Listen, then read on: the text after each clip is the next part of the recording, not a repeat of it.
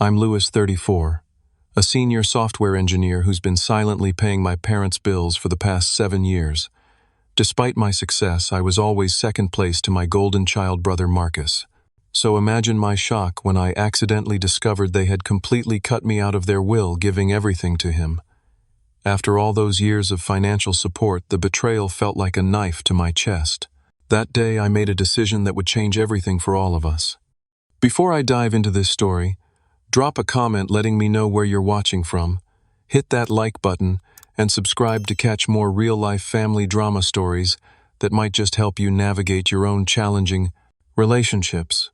Growing up in suburban Boston wasn't terrible, but it wasn't exactly idyllic either. We were a middle-class family with the usual financial struggles that come with raising 2 boys. My father, Richard, worked as an accountant for a local firm, bringing home a steady but modest paycheck.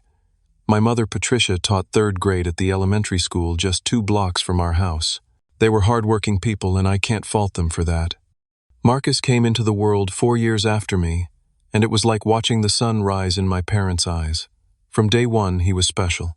While I was the awkward, bookish kid with thick glasses and an obsession with computers, Marcus was everything parents dream about. Athletic, charming, and effortlessly popular. He had this natural charisma that drew people to him, including our parents. The favoritism wasn't blatant at first. It was subtle, showing up in small moments that accumulated over time like tiny paper cuts to my self-esteem. When I made honor roll, I'd get a pat on the back and a good job. When Marcus got a C+ after nearly failing it, warranted a celebration dinner because he had tried so hard. For my 10th birthday, I received a set of encyclopedias that my parents found at a garage sale. For Marcus's 10th birthday, he got a brand new bike and a party at the local pizza arcade with 20 of his friends. When I asked why my celebration had been just cake at home with my grandparents, Mom simply said, "Marcus needs more social interaction than you do, Lewis. You're happy with your books." And she wasn't wrong. I did love learning. School became my sanctuary. While Marcus was out winning Little League games with Dad cheering from the bleachers, I was winning math competitions with only my math teacher there to witness it. I learned early that if I wanted something, I needed to earn it myself. By 16, I was working weekends at the local computer repair shop, saving every dollar I could. My parents seemed proud of my initiative, but there was always an undercurrent of Lewis is fine on his own that justified their disproportionate attention to Marcus. When college application time came around, I applied for every scholarship possible. I spent countless nights perfecting essays while maintaining my job and straight A's. The result was a nearly full ride to a prestigious university for computer science with just a small gap I could cover with my savings and part-time work. Marcus, meanwhile, barely maintained a C average in high school, too busy being the soccer team captain and dating the most popular girls. When he received only partial scholarships to state schools, my parents immediately stepped up. "We'll help you, of course," they assured him. "Your talents are on the field, not in the classroom. That's nothing to be ashamed of." They never offered to help with my remaining costs. The assumption was that I had it handled, and I did because I'd learned that was my role in the family. The responsible one, the independent one, the one who didn't need help. College was transformative for me. I thrived in the computer science program, securing prestigious internships each summer. I graduated with minimal debt, thanks to my scholarships and consistent work at the university's IT department. I was hired directly from my final internship into a promising position at a tech startup in Boston. Marcus, however, dropped out of college during his 2nd year. It just wasn't the right environment for his creative spirit, my mother explained during one of our infrequent phone calls. 6 months later, my parents paid for him to enroll at a different college. He dropped out of that one too after 3 semesters. Yet somehow this was never viewed as failure. It was always framed as Marcus finding his path or refusing to be constrained by conventional systems. Meanwhile, my conventional success in a growing tech company was expected almost mundane in their eyes. Despite the clear imbalance, I maintained a relationship with my parents. Weekly calls, visits on major holidays, birthday gifts that were more thoughtful than what I typically received in return. I told myself that family was family, and holding grudges wouldn't change anything. Besides, I was doing well. Really well, actually. And there was a small part of me that still hoped my achievements might someday earn the same enthusiasm they showed for Marcus's simple participation in life. That hope, as I would learn over the following years, was as naive as believing a houseplant might suddenly start speaking if you just watered it enough. The years after college were a period of rapid growth for my career. The tech startup where I began had innovative ideas but shaky execution. I quickly became valuable by solving problems no one else could tackle. 3 promotions in 4 years had me leading a development team by the age of 26. When a major tech company in Seattle headhunted me for a senior position with nearly double my salary, I took the leap. The move across the country was both physically and symbolically significant. I was building my own life, thousands of miles from the family dynamics that had shaped my early years. Seattle suited me. I rented a modern apartment downtown with views of Puget Sound, but I lived well below my means. My parents had never taught me about investing or financial planning. Those conversations were considered too boring for family dinners, so I educated myself. I read books, took courses, consulted with financial advisors, and implemented a disciplined investment strategy. By 30, I had purchased a 3-bedroom house in a desirable neighborhood, built a diversified investment portfolio, and was on track for early retirement if I chose that path. My life wasn't flashy, but it was secure and steadily advancing toward my goals. Meanwhile, back in Boston, Marcus had established a pattern that would continue for years. He would get enthusiastic about a job work there for 6 to 8 months, then quit because his talents weren't being recognized or there was no room for advancement. He briefly sold real estate, worked at a friend's marketing agency, tried being a personal trainer, and even spent a summer as a bartender on Cape Cod. Between these jobs were periods of unemployment where he lived with our parents rent-free. When he did have income, he spent it on designer clothes, weekend trips, and leasing luxury cars he couldn't afford. My parents enabled this behavior, always providing a safety net that prevented Marcus from experiencing the natural consequences of his choices. "Your brother is a free spirit," Mom would say during our phone calls. "Not everyone is meant to follow the conventional path like you did, Lewis." Dad was more direct. "Marcus has vision. He just hasn't found the right opportunity to showcase his talents." Despite the distance, I maintained my relationship with them. Every Christmas, I flew back to Boston, staying in a hotel rather than my old bedroom, which had been converted into a home gym that Marcus rarely used. Each visit followed the same pattern. Mom would fuss over how thin I looked. I wasn't. Dad would briefly inquire about my job before changing the subject, and Marcus, if he showed up, would dominate conversations with tales of his latest venture or relationship drama. Everything changed when Dad had his first health scare at 62. He experienced severe chest pain and was diagnosed with coronary artery disease, requiring medication and lifestyle changes. The doctor bills started piling up. That's when I learned my parents had refinanced their house multiple times, had minimal retirement savings, and were carrying significant credit card debt. Without being asked, I stepped in. I paid off the largest medical bills immediately and set up a system to cover their monthly mortgage. When Dad had to reduce his work hours, I increased my support to cover utilities as well. "It's temporary." Dad insisted, his pride clearly wounded. "Just until I'm back on my feet." But it wasn't temporary. As their financial situation became clearer to me, I realized they had made decades of poor financial decisions, often to support Marcus's various needs and ventures. They had remortgaged their home twice, once to cover Marcus's first college attempt, and again to bail him out when he accrued massive credit card debt in his late 20s. Within a year, I was paying their mortgage, utilities, property taxes, and supplementing their grocery budget. It amounted to nearly $4,000 monthly, a significant sum even with my substantial income. Marcus knew about this arrangement, but contributed nothing beyond occasional emotional support during family crises. The dynamic was frustrating but familiar. I was the responsible son handling practical matters, while Marcus remained the emotional favorite. When my parents spoke about me to relatives or friends, it was always about my financial success. When they spoke about Marcus, they shared his personality, his dreams, his struggles, his heart. I was a wallet. He was a person. Yet I continued supporting them, partly out of duty, partly out of lingering hope for approval, and partly because I knew they genuinely needed the help. I told myself that family takes care of family, even when it's unbalanced, even when it hurts. I had no idea how unbalanced it truly was, until the day I discovered the will. Everything escalated when Dad suffered a massive heart attack at 65. I was in the middle of a crucial product launch meeting when Mom's call came through. Seeing her name on my screen during work hours was unusual enough that I excused myself immediately. "Louis, it's your father," she sobbed into the phone. "The ambulance just took him. It looks bad." I didn't hesitate. Within an hour, I had booked a flight, informed my team I'd be taking emergency leave, and was throwing essentials into a suitcase. The entire cross-country flight, my mind raced between worst-case scenarios and practical concerns. Did they have adequate health insurance? Was Dad's life insurance policy still active? Who would handle things if he didn't? Make it. When I arrived at the hospital, Mom was alone in the waiting room, looking suddenly much older than her 63 years. Dad was in surgery, an emergency triple bypass. I asked about Marcus. "I called him right after you," she said. "He's very upset.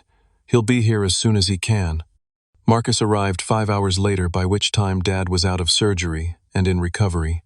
He burst into the room dramatically, tears streaming down his face, making the moment about his emotional reaction rather than Dad's condition. Mom immediately comforted him while I spoke with the doctors about post-operative care and recovery expectations. The following days established a pattern. I handled insurance paperwork, coordinated with doctors, arranged for home care equipment, and researched cardiac rehabilitation programs. Marcus provided emotional support, bringing Mom homemade soup and sitting by Dad's bedside telling jokes and stories that lifted his spirits. Both roles were necessary, but only one received constant appreciation. "Your brother has been our rock through this," Mom told me, apparently forgetting who had flown 3,000 miles on a moment's notice and was handling every practical aspect of the crisis. As Dad recovered, I extended my leave from work.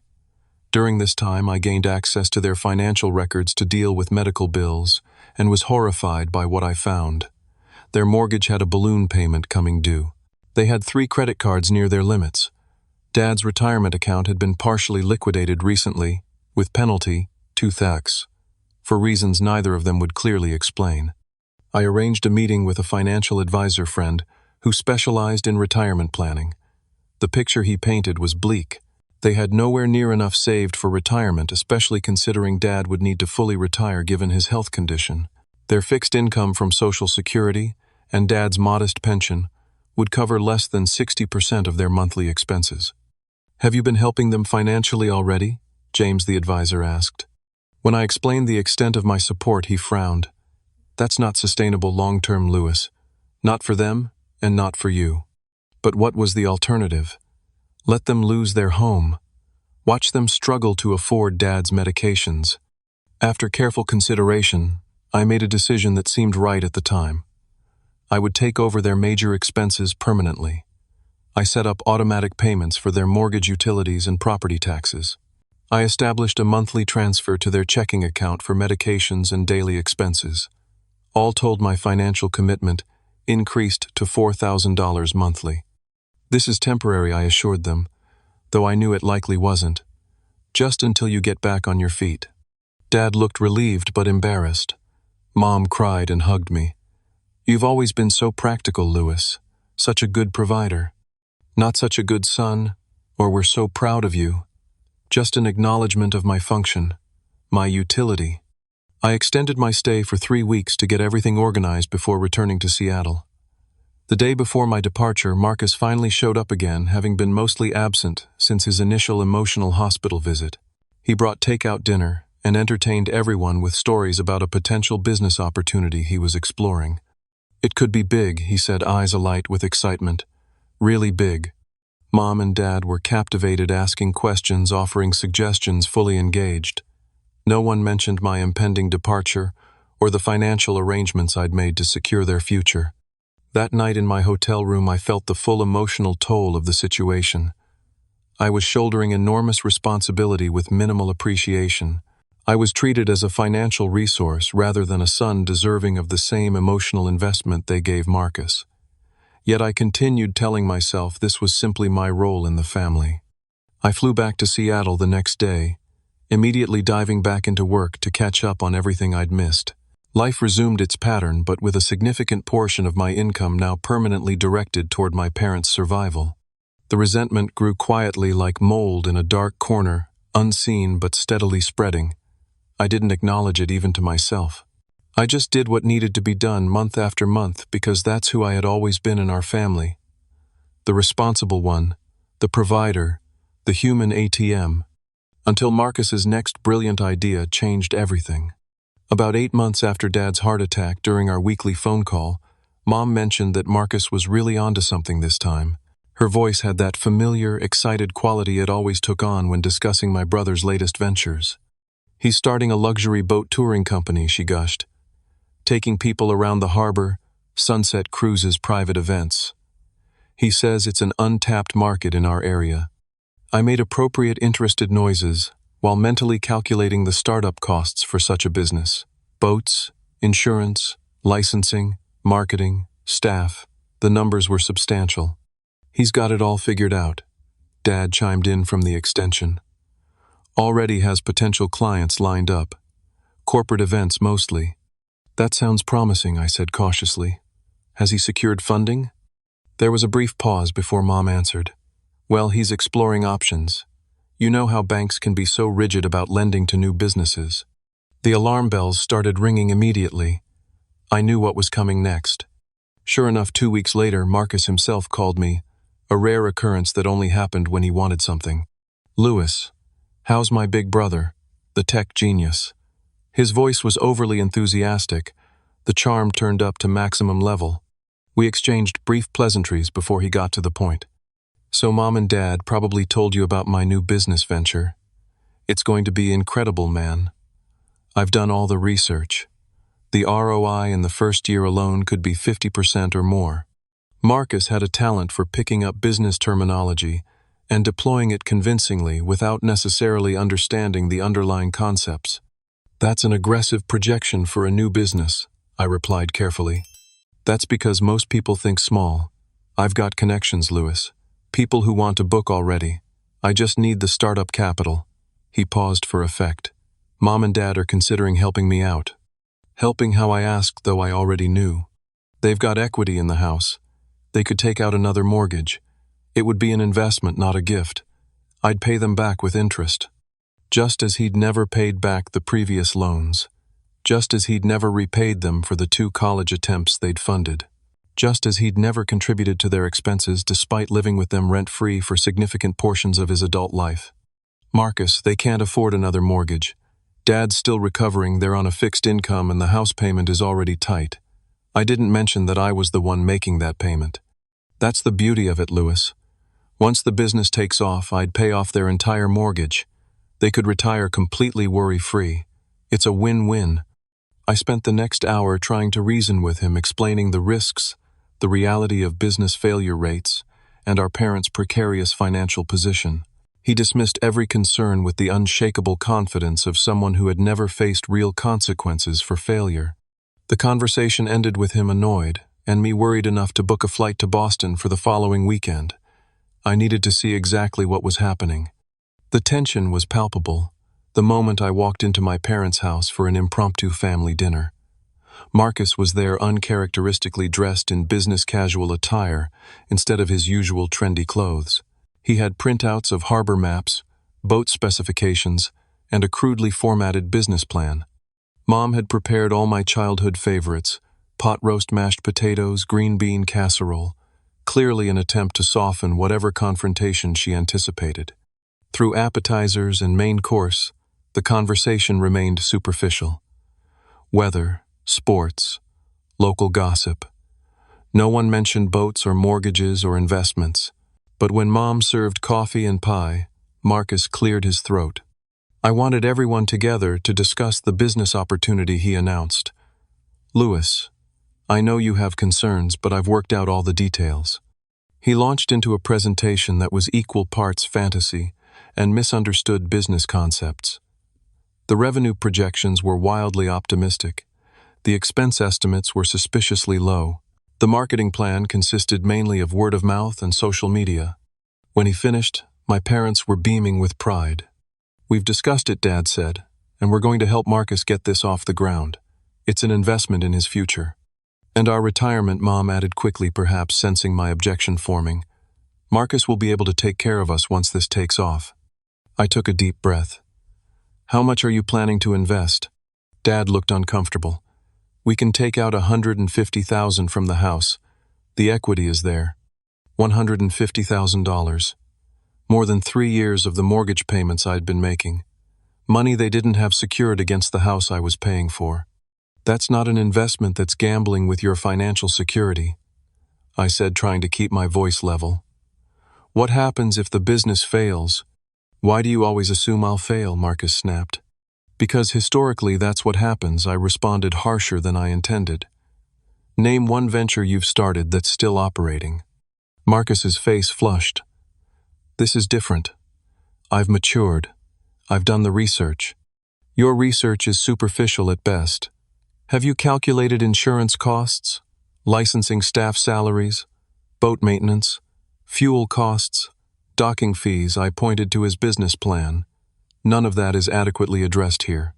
Not everyone approaches things with spreadsheets and worst-case scenarios," Lewis' mom interjected. "Sometimes you need faith in people." "This isn't about faith. It's about math." I turned to Dad. "You're an accountant. You know these numbers don't add up." Dad looked uncomfortable. "Sometimes you have to take risks in business. Risks based on solid planning, not wishful thinking," I countered. The conversation deteriorated from there. Marcus accused me of always undermining him. Mom said I was being unnecessarily negative. Dad sat silently, looking torn. Finally, after Marcus dramatically claimed I was trying to sabotage his one chance at success, Mom delivered the line that made me snap. "Lewis, you just don't understand family loyalty. Not everyone can be perfect like you with your fancy job and your perfect life. Some of us need support to succeed." I stood up so abruptly my chair nearly toppled. "Family loyalty. I've been paying your mortgage for years. I cover your utilities, your property taxes, most of your living expenses. Where's the loyalty to me in this decision?" The room went silent. We never openly discussed my financial support. It was the elephant in the room, acknowledged in private thanks, but never in family conversations. "That's different," Mom finally said. "You can afford it. So because I worked hard and made good choices, I'm obligated to fund everyone else's bad ones." I grabbed my coat. "I need some air." I walked out without another word, spending the night in my hotel instead of the guest room. The next morning I flew back to Seattle a day early, too angry to attempt further discussion. But the situation nagged at me. Despite my anger, I genuinely didn't want my parents to make a catastrophic financial mistake. So I spent the next week researching the luxury boat tour market in Boston Harbor, creating a detailed analysis of startup costs, operational expenses, competitive landscape, and realistic revenue projections. The conclusion was clear: the business had less than a 20% chance of survival beyond the first year, even with perfect execution. The initial investment required was closer to $250,000, not $150,000. The seasonal nature of the business in Boston's climate meant cash flow would be extremely problematic. I compiled everything into a comprehensive report and emailed it to my parents with a gentle but firm cover note, explaining my concerns came from love, not a desire to undermine Marcus. Dad replied with a short message. "We appreciate your thoroughness, but sometimes numbers don't tell the whole story." Mom didn't respond at all. Marcus sent a text that simply read, "Always the know-it-all. This is why people find you insufferable." I decided to step back. I'd done what I could. They were adults making their own decisions, however foolish. I continued paying their bills, but emotionally detached from the situation. Our weekly calls became shorter and more superficial. 6 months passed. I heard nothing about boat tours or business loans. I assumed my intervention had worked, or perhaps Marcus had moved on to a new scheme. Either way, I was relieved. Then came the day that changed everything. The call from the insurance company was routine. They needed additional documentation for a claim related to Dad's ongoing cardiac care. Since I managed their finances, the representative contacted me directly. The required documents were in my parents' home office filing cabinet. I'll be visiting next weekend, I told the insurance rep. I can find the documents then. In truth, I hadn't planned a visit, but this gave me a reason to check in personally. Our phone conversations had been strained since the boat business confrontation, and I was concerned about Dad's health. I arrived Saturday morning to find Mom out at her garden club and Dad napping, his new normal since the heart attack. I headed to the home office to locate the insurance information, taking the opportunity to organize their chaotic filing system while I searched. The accordion folder labeled Insurance contained health policies, home insurance, and car insurance, but not the specific cardiac care documentation I needed. I moved to the filing cabinet, methodically working through each drawer. In the bottom drawer, behind folders of tax returns, I found a thick envelope labeled Last Will and Testament, Richard and Patricia Wilson, updated.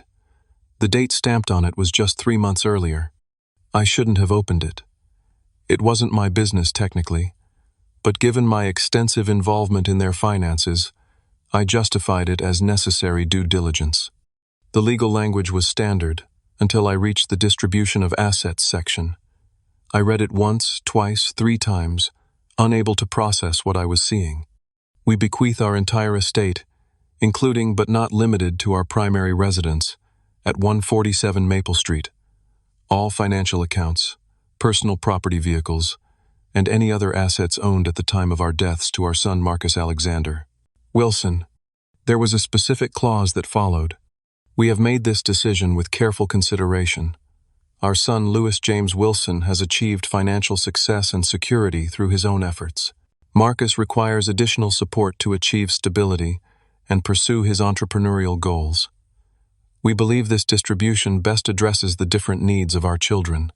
Not a single item left to me, not the antique pocket watch that had belonged to my grandfather which Dad had promised me since childhood. Not Mom's collection of first edition books we used to read together when I was young. Nothing. More shocking than the complete exclusion was the justification. I was being disinherited because I had worked hard and made good choices. My success was being used to punish me, while Marcus was being rewarded for his chronic irresponsibility. I sat in the office chair, the papers trembling in my hands, as the full weight of the situation crashed down on me. All those years of financial support, the thousands of dollars every month, the emergency flights when Dad was ill, the countless hours spent organizing their finances and insurance, and in return a complete erasure from their legacy. I was still sitting there stunned when Dad appeared in the doorway. "Louis," I thought I heard someone. His eyes fell to the papers in my hands and his expression shifted from confusion to discomfort. "You shouldn't be going through private papers." Private papers. My voice sounded strange even to my own ears. I was looking for the insurance documentation, but I found this instead. Dad sighed heavily, lowering himself into the chair opposite me. "We were going to tell you eventually. When after you were gone I held up the will. You've completely cut me out. Everything to Marcus. Everything. It's not what you think he started. It's exactly what I think. It's right here in black and white." I pointed to the clause. "Because I'm successful, I get nothing. Because he's a perpetual failure, he gets everything." What kind of lesson is that? "Don't call your brother a failure," Dad said sharply. "He's had challenges. Challenges. He's had every advantage. You've bailed him out of every consequence. And now this." My voice was rising despite my efforts to control it. "I've been paying your mortgage for years. I pay your utilities, your property taxes. I covered Dad's medical bills when insurance wouldn't. And this is how you repay me." Mom appeared in the doorway, garden gloves still on her hands. "What's all the shouting about?" Dad gestured weakly to the papers in my hand. Louis found the will. Her face fell. "Oh." Just that one syllable laden with guilt. "Why?" I asked, looking between them. "Just tell me why." Mom removed her gloves, slowly buying time to formulate a response. "Louis, you have to understand. You're already set up for life. You have your home, your investments, your high-paying job. So this is punishment for success." "No, it's about need," Dad interjected. "Marcus needs this security for his future, for his dreams." "And what about my security? My dreams?" Mom's expression hardened slightly. You've achieved your dreams, and no one forced you to help us financially. That was your choice." The words hit like a physical blow. My choice. When Dad got sick and couldn't work full-time, when the medical bills were piling up, when you were facing foreclosure, what choice did I have? "We would have managed," Dad said quietly. Managed how? By losing the house. By skipping Dad's medications. I stood up, needing to move to breathe. I stepped up because that's what family does. Because I love you. And this is what I get in return. "You're making this about money," Mom said, her voice taking on that disappointed tone she'd used throughout my childhood when I failed to live up to some unspoken expectation. "Material possessions shouldn't matter so much to you." "This isn't about money or possessions," I countered, my voice breaking slightly. "It's about what this represents. It's about being erased from your legacy while you're still happily accepting my financial support." "Perhaps we should discuss this when everyone's calmer," Dad suggested. "Where's Marcus right now?" I asked suddenly. "Is he at work? Does he even have a job currently? Is he contributing anything to this household?" Their silence was answer enough. "I need to go," I said, gathering my coat. "I can't be here right now." "Louis, don't leave like this," Mom pleaded. "What would you have me do? Stay and pretend this isn't happening, except that I mean nothing to you beyond my checkbook?" "That's not fair," Dad said. "No, it's not fair," I agreed. "None of this is fair." I walked out, got into my rental car, and drove straight to my hotel. I canceled my return flight and extended my stay, needing time to process. That night alone in my hotel room, I broke down completely. I cried for the first time in years, deep racking sobs that came from a place of absolute betrayal. I'd spent my entire life seeking approval that would never come, supporting people who saw me as nothing but a financial resource. After the emotional storm passed, I opened my laptop and wrote a long email to my parents. I detailed every sacrifice I'd made, every bill I'd paid, every emergency I'd handled. I explained that the will wasn't about money, but about what it symbolized: their values, their love, their vision of family. The response came the next morning. A brief note from Mom. "We're sorry you're hurt. We never meant to make you feel undervalued.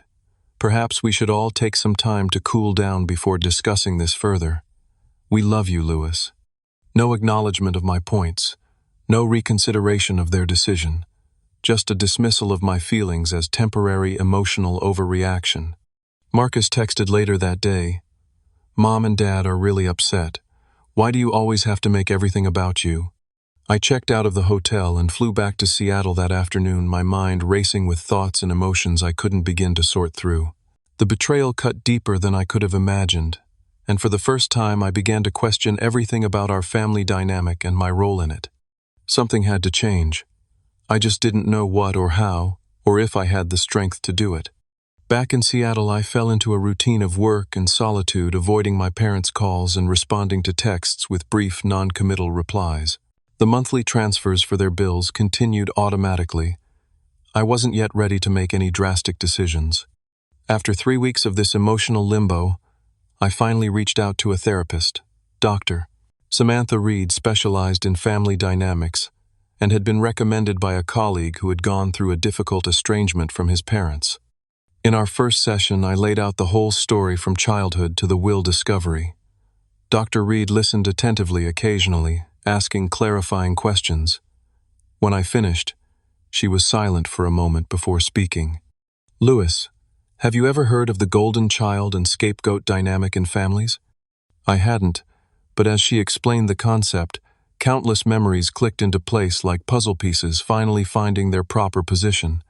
The uneven expectations, the different standards of behavior, the constant justifications for Marcus's failures, and the minimizing of my successes. "This doesn't mean your parents don't love you, Dr. Reed clarified, but it does suggest an unhealthy pattern that's been established over decades, and your financial support has become an enabling mechanism in this dynamic." Over the following weeks, we delved deeper into these patterns. I began to see how my financial support wasn't actually helping anyone. It was maintaining a toxic status quo that kept my parents dependent and Marcus irresponsible. Concurrently, I consulted with my financial advisor, James, who had originally flagged the unsustainability of my support arrangement. From a purely financial perspective, you're compromising your own future security, he told me bluntly. Your parents made choices throughout their lives. So did your brother. So did you. Each of you deserves the outcomes of those choices, good or bad. But they're my parents, I argued weakly. Yes, and you've been more than generous. But there's a difference between helping and enabling. Right now, you're enabling patterns that harm everyone involved, including yourself. The conversations with both professionals led me to the same uncomfortable conclusion I needed to establish boundaries, including financial ones. This wasn't about revenge for the will. It was about breaking a destructive pattern and forcing everyone, myself included, to develop healthier relationships. I spent weeks drafting a letter to my parents. I rewrote it dozens of times, trying to strike the right balance between firmness and compassion. The final version was 8 pages long, detailing my love for them, my hurt over the will, and my realization that our current arrangement wasn't serving anyone well. I explained that I would be gradually withdrawing financial support over a 90-day period. I outlined a schedule. After 30 days, I would stop paying utilities. After 60 days, property taxes would become their responsibility. After 90 days, the mortgage payments would cease. I provided resources for financial counseling, suggestions for budgeting on their fixed income, and options for downsizing if necessary. I emphasized that this decision came from a place of love for them, for Marcus, and finally for myself. I sent the letter via certified mail to ensure delivery and followed up with an email containing the same information. Then I waited. The response was swift and predictable. Mom called first, cycling rapidly between guilt trips. After all we've done for you, minimizing. The will doesn't mean what you think it means, and panic. We can't possibly afford these bills. Dad's approach was more direct. This feels like punishment, Lewis. Is that what you're trying to do? Punish us for the will? I remained calm during these conversations, repeating the same points from my letter. This isn't punishment. It's a necessary restructuring of our relationship. You have options. You can ask Marcus to help. You can downsize. You can create a budget that works with your actual income. Marcus's reaction was the most volatile. He called late one night, clearly having had a few drinks. You're abandoning them, he slurred. What kind of son does that? They're old, Lewis. They need help. Yes, they do need help, I agreed. And you're welcome to provide it. You know I can't afford what you can. Then help within your means. That's all anyone can do. This is about the will, isn't it? You're so petty. I sighed. No, Marcus. The will was just what finally made me see the bigger picture. This is about creating healthy boundaries for all of us. He hung up on me. The first 30 days passed quickly. When the date arrived for utilities to become their responsibility, I received frantic calls from both parents. They hadn't made arrangements, assuming I would relent. I didn't. 3 days later, Mom called in tears. The electricity is off, Lewis. It's humiliating. The neighbors can see our house is dark. It was difficult to stay firm, but I managed. I gave you 30 days notice, Mom. Call the utility company. They'll work out a payment plan to turn it back on. We don't have the money right now. Then call Marcus, I suggested gently, or consider the options I outlined in my letter. She hung up and I sat in my living room feeling simultaneously terrible and liberated. The guilt was overwhelming, but beneath it was a sense that this necessary pain was the only way forward. Dad called the next day to inform me the utilities were back on. He didn't explain how they'd managed it, and I didn't ask. Our conversation was brief and strained. As the 60-day mark approached, the property tax bill came due. This time they were better prepared. They sold one of their cars, the newer one that they rarely used, and liquidated a small antique collection Dad had inherited from his uncle. The 90-day deadline for the mortgage loomed largest. I received increasingly desperate messages as it approached. We'll lose the house, Lewis. We're too old to qualify for a new mortgage. Where will we live? I maintained my position, though it cost me many sleepless nights. You have options. I outlined them in my letter. 2 weeks before the mortgage deadline, the most surprising call came from Marcus. I've been helping them look at apartments, he said, his voice uncharacteristically subdued. There's a senior living complex not far from their current place. It's small but nice, affordable. I was momentarily speechless. That's good of you, Marcus. Don't sound so shocked, he said, defensiveness creeping back in. They're my parents, too. I know. I'm glad you're helping. There was a long pause before he spoke again. I can't afford to take over all their expenses. I'm doing what I can, but it's not enough. Whatever you can do is valuable, I said, and meant it. It's not about the amount. It's about everyone contributing within their means. They're really scared, Louis. I know, I acknowledged. Change is scary, but sometimes it's necessary.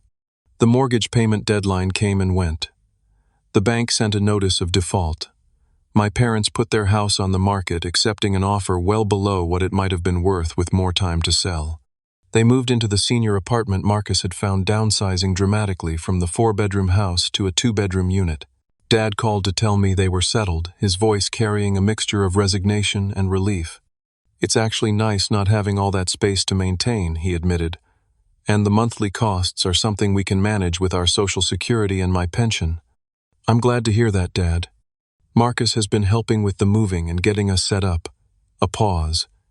He's been sleeping on our couch 3 nights a week to help your mother adjust.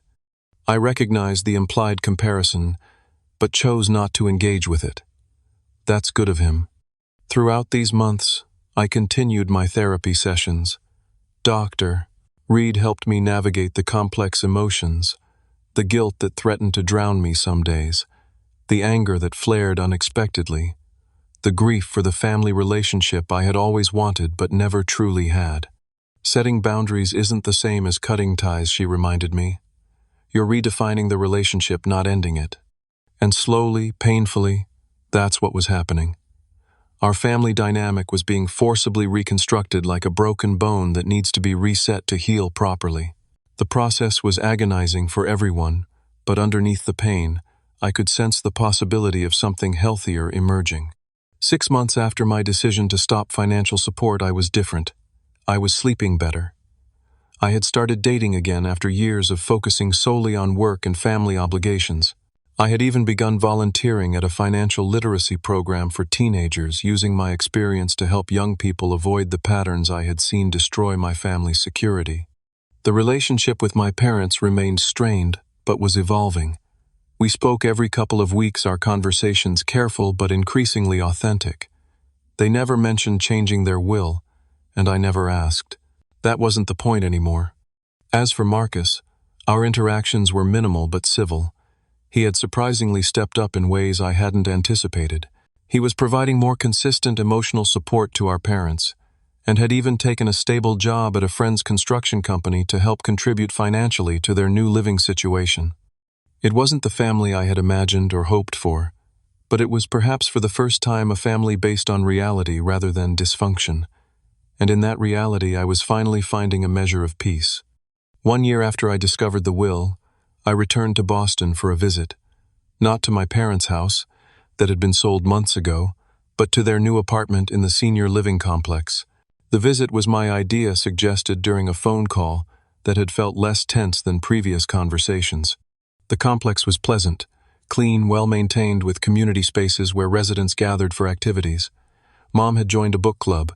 Dad played chess twice weekly with a retired professor from Boston College. Their apartment was small but thoughtfully arranged with familiar furniture and photos, creating continuity with their previous life. Our reunion was awkward at first. Hesitant hugs, careful small talk, the weight of unresolved issues hovering in the background. But as the weekend progressed, something shifted. Perhaps it was the neutral territory away from the house that had been the setting for so much family drama. Perhaps it was the year of distance that had given everyone perspective. Over dinner the second night, Dad cleared his throat and addressed the elephant in the room. Louis, we've been doing a lot of thinking this past year. About family, about choices. He glanced at Mom, who nodded encouragingly. We didn't handle things well. The will, your support, any of it. We got comfortable with you taking care of everything, Mom added. It became expected rather than appreciated. That wasn't fair to you. I was stunned by this acknowledgement. Thank you for saying that. The truth is, Dad continued, we enabled Marcus for years. We thought we were helping him, but we were actually preventing him from growing up. the same way we let ourselves become dependent on you. Marcus seems to be doing better now, I offered. Mom nodded. He is. Having to step up has been good for him. He's more responsible, more consistent.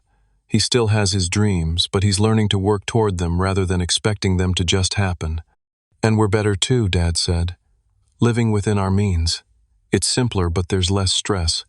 There was a long pause before Mom reached across the table and took my hand. We're sorry, Louis, truly sorry, for taking you for granted, for not seeing how our choices affected you. The apology I'd wanted for so long finally arrived, and surprisingly it didn't feel as momentous as I'd imagined.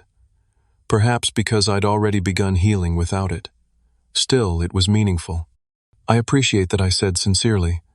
I'm sorry too for how abruptly I withdrew support. I could have handled it differently. You gave us plenty of notice, Dad countered. We just didn't want to face reality. We talked for hours that evening more honestly than we ever had before. They shared their fears about aging and dependency. I spoke about my resentment and my therapy journey. No one mentioned the will directly. That wound was still too fresh, but its presence was acknowledged in our broader discussion of family dynamics. The weekend visit didn't magically resolve everything, but it was a beginning, a foundation for something new and potentially healthier. In the months that followed, I reconnected with my father's sister, Aunt Elaine, who had experienced her own complicated relationship with my parents. She had distanced herself years ago after conflicts similar to mine, feeling unappreciated, taken for granted, held to different standards than her brother. It took me years to realize I couldn't change them, she told me during a visit to Seattle. I could only change how I responded to them. Her perspective was invaluable. She understood the family patterns from the inside but had the distance to see them clearly. The hardest lesson, she said, is learning that love doesn't mean sacrificing your well-being for people who won't do the same for you. My relationship with Marcus remained complicated. We spoke occasionally, mainly about our parents. There was less hostility between us, more of an uneasy truce. During one conversation, he surprised me with an admission. I was jealous of you growing up, he said. Everyone thought you had it easy because you were smart, but I saw how hard you worked, how nothing was ever good enough for them. And I was jealous of how effortlessly you won their approval, I countered. Not approval. Attention, he clarified. There's a difference.